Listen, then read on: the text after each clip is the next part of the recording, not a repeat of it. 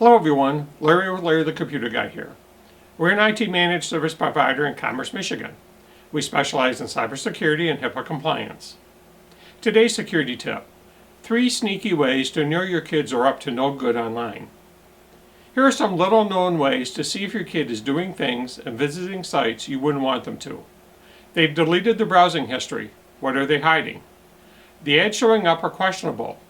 Marketers use retargeting to get you to come back to their websites. So if you're seeing ads that make you go, that's a sign they've been visiting those sites.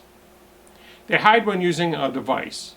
A good rule of thumb is no devices in bedrooms or in any other room that is not out in the open. Please click on the subscribe button located here. Please give us a thumbs up and leave your comments below.